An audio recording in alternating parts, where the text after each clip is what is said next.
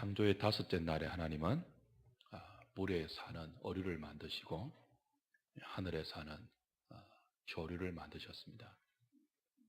그리고 여섯째 날에는 인간을 만드시기 전에 땅에서 사는 가축과 짐승 모든 생물들을 창조하셨습니다.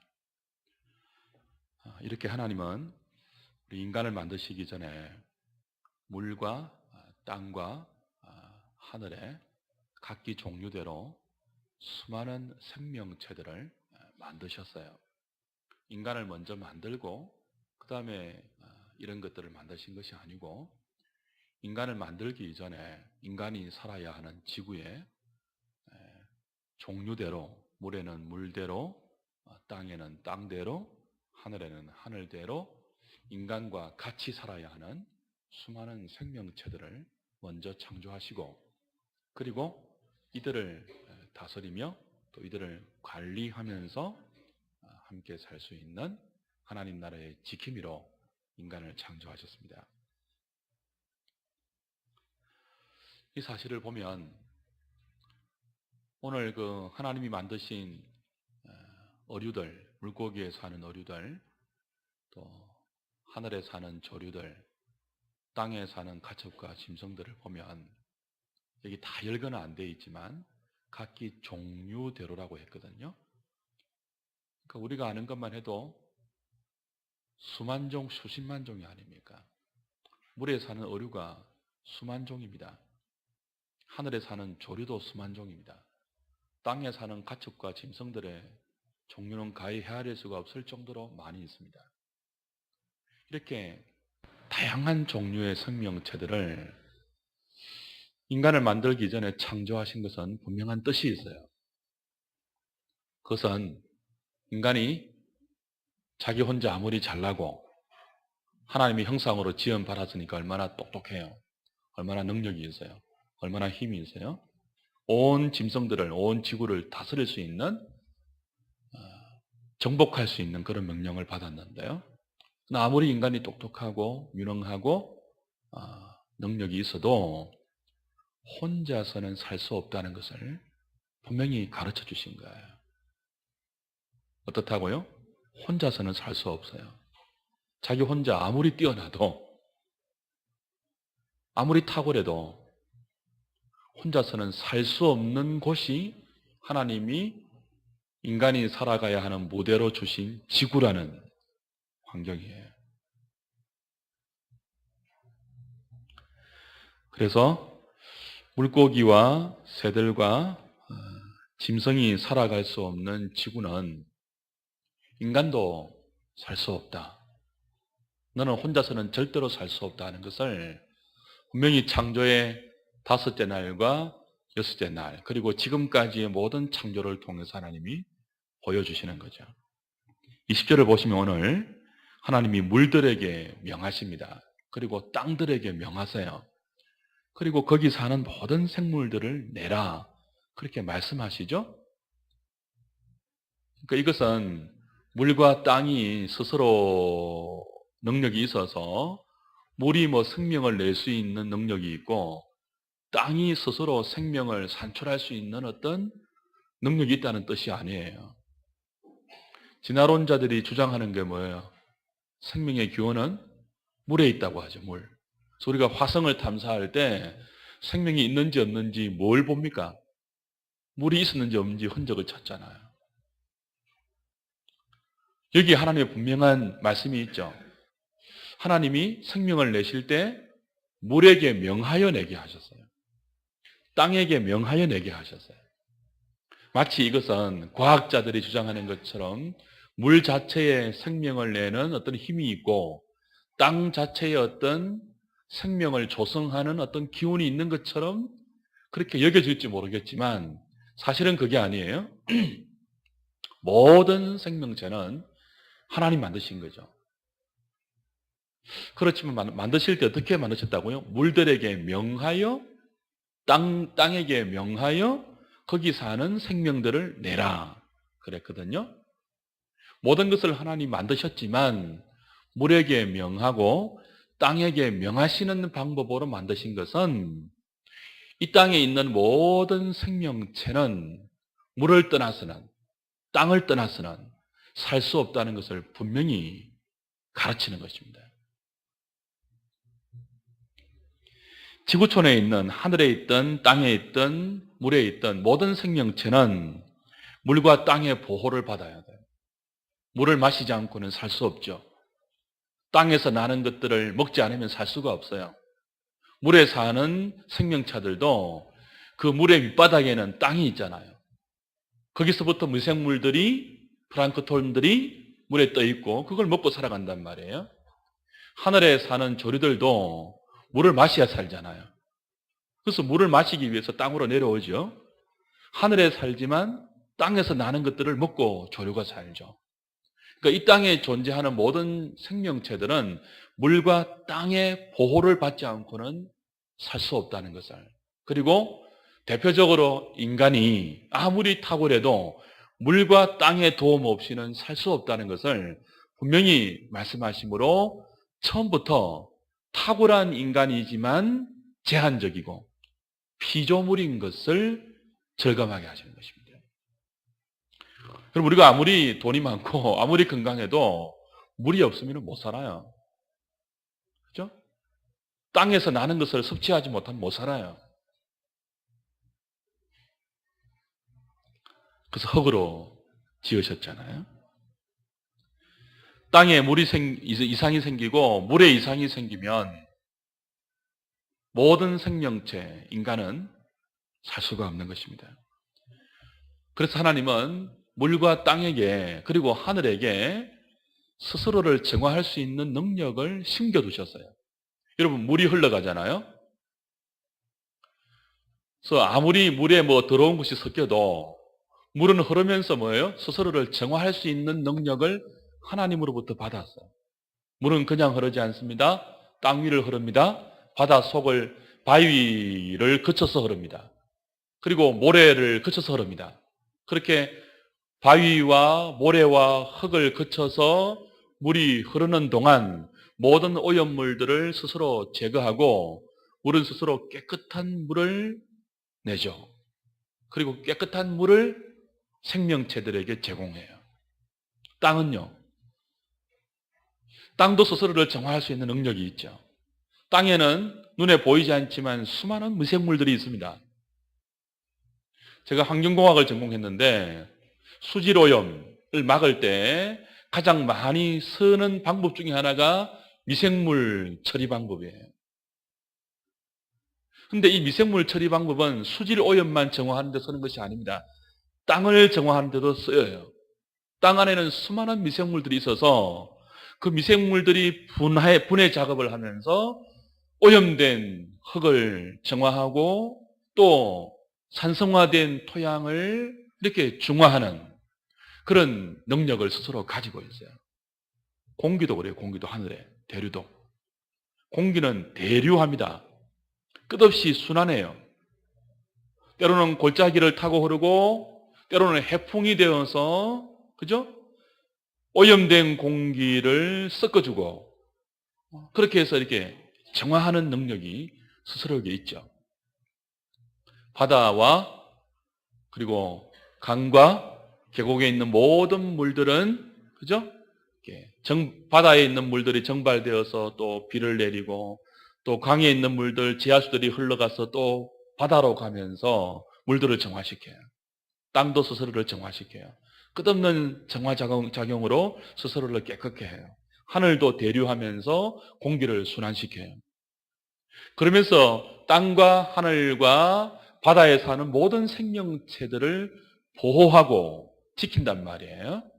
하나님은 땅과 바다, 물과 하늘을 통해서 거기 사는 모든 생명체들을 하나님이 지키십니다. 그런 방식으로. 우리는 이것을 제2원인에 의한 하나님의 보호하심이라고 신학적으로 말해요. 그런데 이런 자정 능력을 갖고 있는 땅과 물과 하늘도 거기 사는 생명체들을 지키지 못할 때가 있습니다. 언제입니까? 인간이 죄를 지을 때예요. 여러분 기억나시죠? 창세기 3장에 오면은 이제 아담과 하와가 하나님 말씀에 불순종해서 죄를 짓고 타락하죠. 그 죄의 결과로 하나님이 형벌을 내리시는데 그 형벌은 인간 스스로에게만 해당되는 것이 아니고 인간이 살아가는 피조물에게도 미칩니다. 가장 먼저 땅이 가시를 내어요. 엉겅퀴를 내어요. 인간이 죄를 지으면 인간에게 도움을 주고 인간을 보호하고 인간에게 많은 것들을 주는 물과 땅과 하늘이 많은 것들을 막아버리죠. 원래 땅은 우리가 애써 막 이렇게 노력하지 않아도 수많은 열매들을 주죠, 인간에게. 그죠? 근데 죄를 짓고 나서는요, 이마에 땀을 흘리지 않으면 안 되게 엉겅퀴가 나고 가시가 나고 잡초가 돋아나게 되었습니다. 농사를 지어도 끝없이 잡초를 뽑아야 되고 땅을 개간해야 되는, 왜요? 인간의 죄 때문에.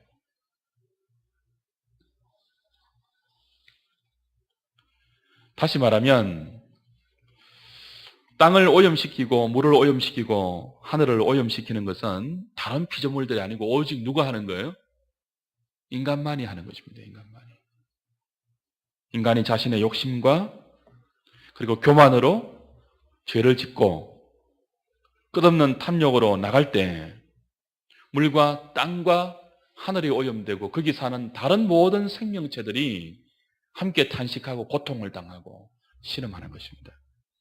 로마서에 보면 이런 말씀들이 있죠.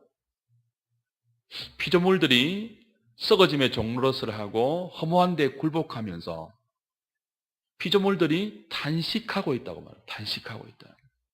그리고 이 피조물들이 하나님의 아들들이 나타날 것을 기다리고 있다고 했어요. 왜요? 피조물들이 살아가는 무대를 오염시키고 그래서 모든 피조물들을 힘들게 하는 것이 누구이기 때문에요? 죄를 지은 인간이기 때문에 그 죄에서 해방되어 하나님의 뜻대로 살 수 있는 하나님의 아들들이 나타나기를 피조물들이 기다리고 있다는 거예요. 인간의 죄는 우리가 사는 우리 인생만 힘들게 하는 것이 아니고 우리와 함께 살아야 하는 모든 피조물들도 함께 고통하는 무서운 것입니다. 사랑하는 여러분, 하나님께서 인간을 만드시기 전에 이 많은 바다에 사는 어류들, 하늘에 사는 조류들, 땅에 사는 가축과 짐승들을 종류대로 창조하신 것은 나 혼자만 잘 살면 된다는 그만이라는 생각을 하나님 백성들에게 뿌리 뽑아줍니다. 자, 창세기는 원래 누구를 위해서 주신 말씀이죠? 출애굽한 이스라엘 백성들을 위한 말씀이에요. 그들이 지금 애굽을 나와서 광야에 있습니다. 앞으로 어디에 들어가야 돼요? 가나안에 들어가서 살아야 돼요.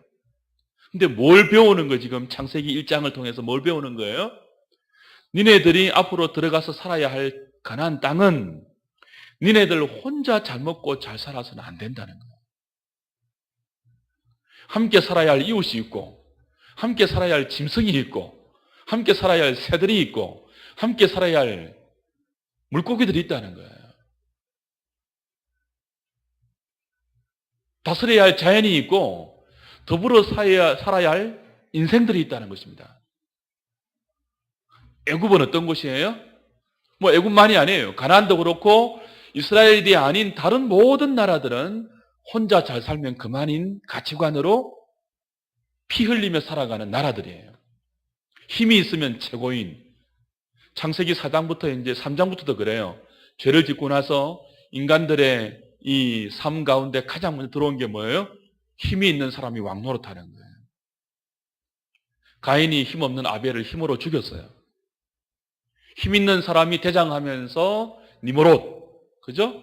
네피림, 이런 인생들이 영웅과 대장 노릇을 하면서 사람들을 결집하고 또 가인의 7대 손인 라멕이라는 사람은 자기 힘을 과시하면서 나를 건드리면 다 죽인다고. 그죠? 그런 인생을 살아왔죠. 근데 그런 틈바구니 속에서 하나님의 은혜로 부름받은 하나님의 백성들은 그들이 들어가서 살아가야 할 가나안 땅에서 무엇을 기억해야 한다는 거예요? 자기 혼자 힘을 키우고 자기 혼자 잘나서 자기 혼자 잘 먹고 잘 사는 그것이 전부가 아니라는 거예요. 그렇게 살아서는 안 된다는 거예요. 하나님이 먼저 만들어주신 누가 있다는 거예요? 피조물에 불과하지만 물에는 물고기가 있고 하늘에는 새들이 있고 땅에는 자기 혼자만 있는 것이 아니고 누가 있어요? 수많은 인생들이 있다는 거예요. 함께 살아야 할. 그래서 하나님 백성들에게 나 혼자만 어떻게 하든지 잘 살면 된다. 잘 먹으면 된다. 성공하면 된다 하는 생각은 무서운 교만이고 죄입니다. 죄. 그리고 우리는 하나님의 창조를 보면서 배워야 돼요. 우리가 자기 문제에만 빠져 있으면 안 돼요.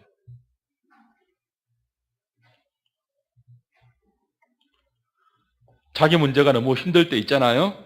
우리 앞에 닥친 고통이 너무 힘들고 괴로워서 그 문제 때문에 참 살아갈 의욕이 꺾이고 인생이 참 불편하고 사람들이 미워 보이고 살기가 귀찮을 때 그때 우리가 일반 은혜 가운데 참 벗어날 수 있는 좋은 길들이 있어요. 때로는 저도 청소년 때 나는 왜 이렇게 못생겼나? 키는 작고 팔다리는 짧은가? 머리는 큰가? 모자는 왜 매일 큰 거를 써야 되는가? 이 외모 때문에 열등감을 느껴서 죽고 싶을 때가 많았습니다. 공부하기 싫고. 청소년은 나름대로 자기 문제가 있어요. 어른들은 살아가면서 수많은 자기 문제가 등장해요. 그리고 우리는 그 자기 문제에 깊이 빠질 수 있어요. 자기 문제에 빠지면요, 다른 사람 안 보입니다.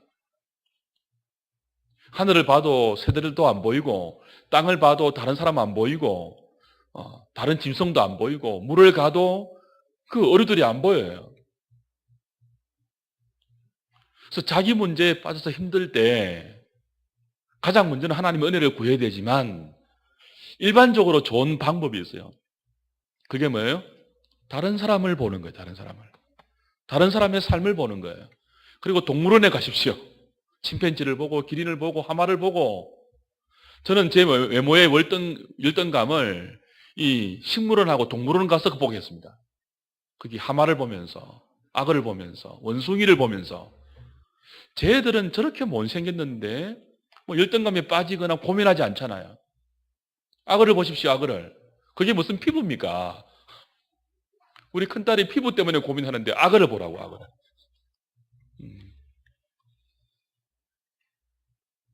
기린이 목이 길잖아요. 목이 저도 지금은 여러분 상상 안 될 거예요.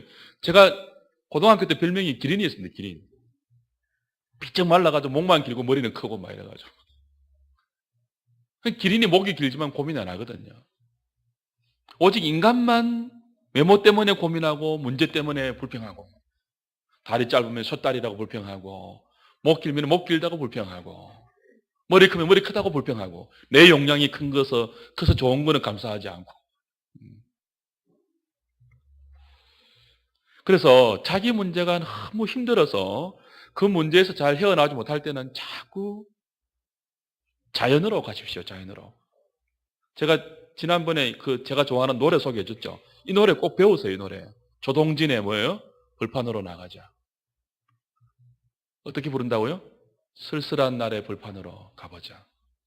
아주 쓸쓸한 날에 벌판을 넘어서 강변까지 가보자. 마지막에 최고 좋은 가사가 나오는데 그렇잖아요. 막 거기 가서 막 바람에 흔들리는 갈대도 보고 또 물가에 노는 물고기들도 보고 헤엄치는 거 보고 그러면서 그 쓸쓸한 자기 문제를 좀 벗어나라는 거예요. 그 마지막에 너무 좋은 가사가 나와요. 그래도 눈물이 안 그치거든. 그래도 자기 문제에서 헤어나오지 못하겠거든. 아직 채 눈물 그치지 않거든. 이런 가사가 나와요. 다시 벌판을 넘어서 강변까지 나가자. 들판을 넘어서 강변까지 나가자. 정말 은혜스러운 가요입니다. 이게 일반 은총의 위대함이에요. 보십시오. 우리 문제만 자꾸 보면은 더 깊이 빠져들어갑니다. 더 깊이 절망합니다. 그걸 일단 던져놓고 다른 사람 한번 보십시오.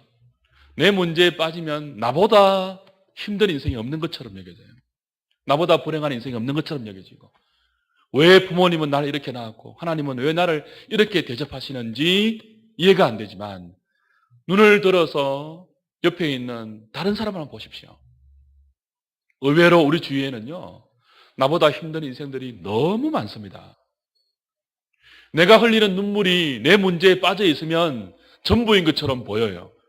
그 눈물보다 아픈 눈물이 없는 것처럼 보여요.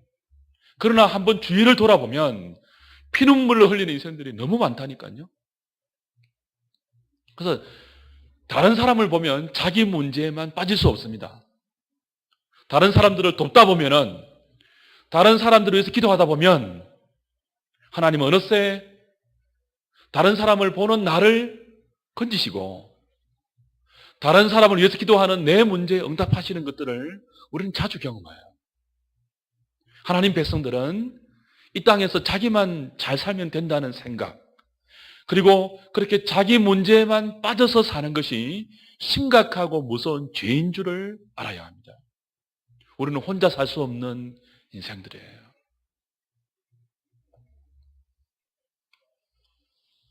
특별히 여러분 자녀들을 자꾸 좀 어려운 데 많이 보내십시오. 어려운 데로, 가난한 데로, 불행이 넘치는 곳으로. 요즘 애들 얼마나 이렇게 싸고 이렇게 막 키웁니까? 근데 자꾸 못 사는 나라로 보내야 돼요. 좀 기회가 되면은.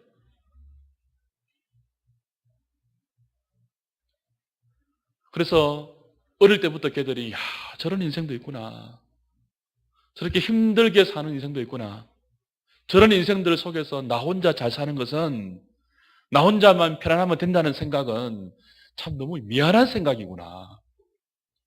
저렇게 고통당하는 인생들이 많은데 내가 밥을 남기는 것은 이 짐승이구나. 우리 애들 밥 편식하고 투정하고 먹을 거 없어. 김치 하나 주면은 다른 거 없어. 북한으로 보내고 중국으로 보내고 태국으로 보내고 미얀마로 보내가지고 아프리카로 보내고 좀 보내가지고 그 못 먹었어 배가 퉁퉁 나온 아이들 있잖아요. 못 먹었어. 잘 먹었어. 저처럼 배 나온 게 아니고 못 먹었어. 그냥 이렇게 배만 나오는 그런 인생들 보면 밥 먹을 때 밥 안 남깁니다. 남의 행복을 빼앗아서 자기만 잘 살면 된다는 그런 사고방식을 가질 수가 없죠. 자꾸 보내야 돼, 자꾸. 자꾸 못 사는 나라 보내고 자꾸 어려운 사람을 접하게 만들어야 돼요. 그래서 우리 인생을 그런 사람과 더불어 살기 위해서 하나님이 내게 주시는 은혜와 복들을 나누고, 그죠? 함께 이렇게 누리는 그런 가치관을 가질 수 있도록 하나님은 창조의 5째와 6째 날에 하나님의 형상으로 인간을 만들기 이전에 그들이 함께 살아야 할 피조물들이 땅에도 있고 물에도 있고 하늘에도 있는 것들을 분명히 보게 하셨죠. 하나님 모세를 통해서 가나안 땅에 들어가서 믿음으로 살아야 할 이스라엘 백성들에게 그걸 교훈하는 거예요. 너희들 애굽에서 나와서 가나안 땅에 들어가면 애굽도 그랬지만 가나안도 그렇다. 자기 혼자 잘 살면 되는 그런 가치관으로 사람들이 서로 피 흘리고 살아가는데, 뺏고 빼앗기며 살아가는데 그렇게 살면은 죄다. 너희 혼자 잘 살아서 다 되는 게 아니다.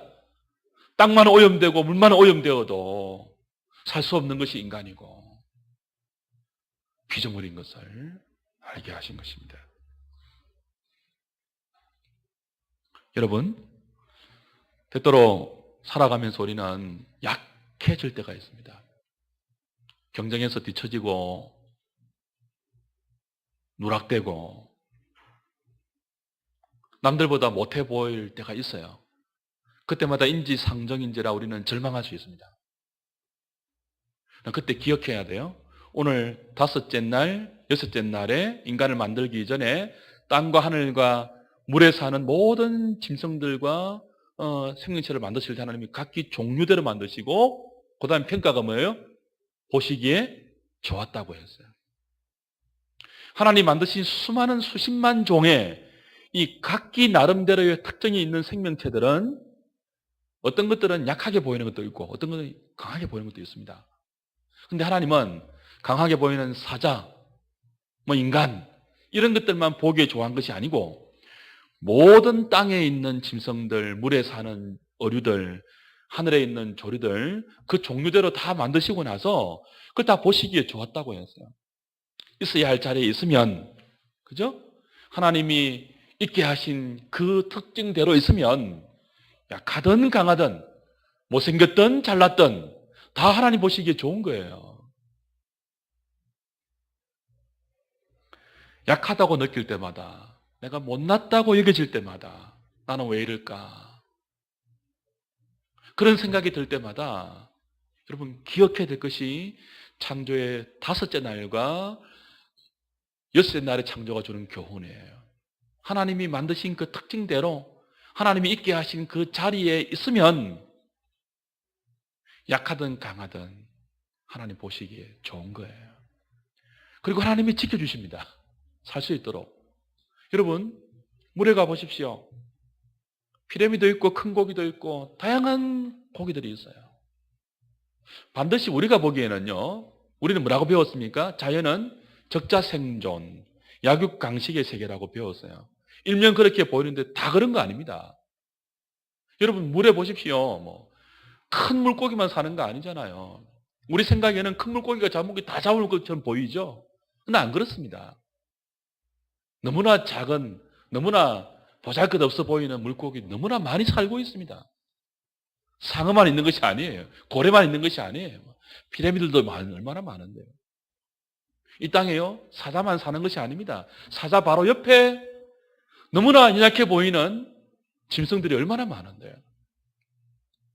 하늘에도 독수리만 사는 게 아니에요. 참새도 있고 이름 없는 얼마나 작은 새들이 많은데요. 절대로 이 세상은 적자생존이 아닙니다. 속지 마십시오. 약육강식이 아닙니다. 하나님이 약한 자도 보호하시고 지키십니다. 하나님이 못난 자들도 그 자리에 있게 하십니다. 그걸 깨트리고 약육강식으로 사는 것이 얼마나 큰 죄인지 우리는 알아야 합니다. 못 사는 사람 보면은 노력 안 해서 그렇지 게을러서 그렇지 물론 일반 은총의 원리에서 그런 타당한 원리가 있습니다만 우리가 그런 생각을 해서는 안 돼요. 돈 얻으러 오는 사람이 있으면 저 게을러 빠진 인생 마땅하지. 미국에서 지금 이게 부자 정세 이런 거 막 하잖아요. 그런 상원 하원 의원들이 반대를 하는데 그 의원들이 반대하는 논리 중에 대놓고 이런 말을 해요. 못 사는 사람들을 왜 우리가 구제해야 되냐고. 자기들 책임이지. 여러분 그런 말을 하는 것은 심각한 죄입니다. 자기가 무슨 능력이 대단한 것처럼 보여가지고 그런 말을 하는지 모르겠지만 우리는 그런 생각을 안 해. 특별히 있는 자들이 그런 생각하면 안 돼요. 불쌍히 봐야죠. 우리가 약할 때도 동일해요. 약할 때도. 경쟁에 처지거나 성적이 떨어지거나 외모가 부족하다고 느껴질 때 늘 기억해야 돼요. 하나님은 아무리 약한 생물이라 할지라도 세상에 살도록 하셨습니다. 살 권리를 주셨고 능력을 주셨어요. 그걸 침범하고 그걸 빼앗는 것은 무서운 죄입니다. 이 세상은 강한 자들의 것만이 아닙니다. 하나님의 것이에요. 세상이 하나님의 것이에요. 그래서 강한 자라 할지라도 약한 자를 몰아낼 권리는 없습니다. 약한 자도 살 권리가 있고요. 그렇죠? 못난 자도 큰 소리 칠 권리가 있는 거예요. 때때로 살아가면서 직장을 잃을 때, 성질이 늦을 때, 취업이 안 될 때, 결혼이 안 될 때, 성적이 안 오를 때, 좋은 대학 못 갈 때, 자녀들이 우리 마음대로 안 자라줄 때, 그때 우리는 나는 참 별 볼 일 없어. 나는 루저야. 절망과 좌절에 빠질 수 있지만 여러분, 그 절망과 좌절에 절대로 빠지지 말고 일어나십시오. 그럴 때 자꾸 들판을 넘어서 강변까지 가십시오. 그럴 때 자꾸 하늘을 보십시오. 자꾸 땅을 보십시오. 그리고 무엇보다 말씀을 보십시오. 땅과 하늘과 바다에 있는 모든 물들에 있는 생명체들을 만드시고 보시기에 좋았다고 하시는, 약하면 약한 그대로 죄만 짓지 마십시오. 죄만 안 지으면은 하나님 보시기에 좋은 거예요. 그리고 하나님이 지켜주십니다. 약하다고 죄를 지어서 강하게 되려고 하지 마십시오. 못났다고 죄를 지어서 아름다워지려고 하지 마십시오. 그건 스스로 하나님의 보호하심과 하나님의 지켜주심을 발로 차는 것이고, 자기 인생을 자기 능력과 자기 힘으로 스스로 뛰어다니려고 하는 우둔한 거죠.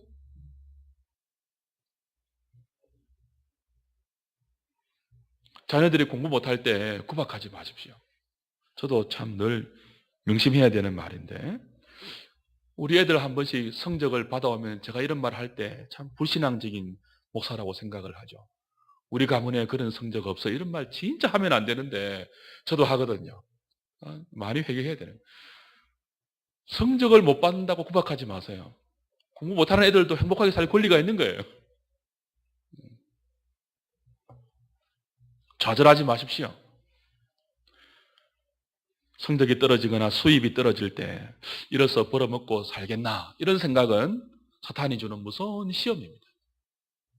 여러분, 그래도 살 수 있습니다. 뭐만 하면요, 하나님의 백성이 지켜야 할 자리만 믿음으로 지키고 있으면 살 수 있습니다. 아니, 하나님이 뭐예요? 살려주십니다. 믿으시기 바랍니다. 의심이 들 때는 공중의 새를 보십시오. 들에 나는 백합화를 보십시오. 누가 입히고 누가 먹이십니까? 내가 있을 때는 없는 사람 무시하지 말고, 내가 없을 때는 절망하지 말고. 절망하는 것도 불신앙이에요.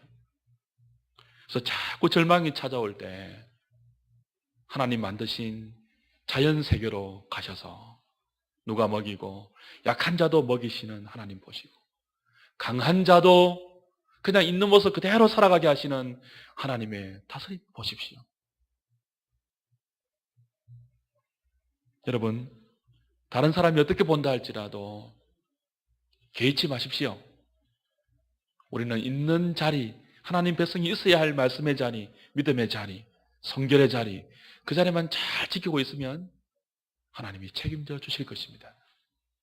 이걸 이스라엘 백성들이 잊어버리고 가나안 땅에 들어가서 자꾸 죄를 지으면서까지, 하나님 백성의 자리를 벗어나면서까지 더 많은 인감을 원했고, 더 많은 소득을 원했고, 더 많은 욕망으로 달려갔습니다. 지금도 현대인들이 그 욕심 때문에 죄를 지으면서 땅을 더럽혀요. 땅을, 물을 더럽혀요. 공기를 더럽혀요. 그래서 모든 피조물들을 함께 신음하게 만들고 수많은 인생들을 고통하게 만드는 것입니다. 누가요? 죄에 빠진 인간이, 우리의 허망한 욕심이 인생을 그렇게 만드는 거예요. 사랑하는 여러분, 오늘 이 말씀이 주는 교훈을 붙듭시다. 우리는 혼자만 잘 살아서는 안 되는 백성들입니다. 주위에 있는 많은 생명체들을 함께 배려하고 또 이웃들을 생각하면서 절망에 빠지지도 말고 교만에 넘어가지도 말아서 하나님 주신 믿음의 자리를 잘 지키고 하나님이 부여하신 생명의 특징들을 잘 발휘하면서 살아가는 저와 여러분 되기를 주의 이름으로 부탁을 드립니다.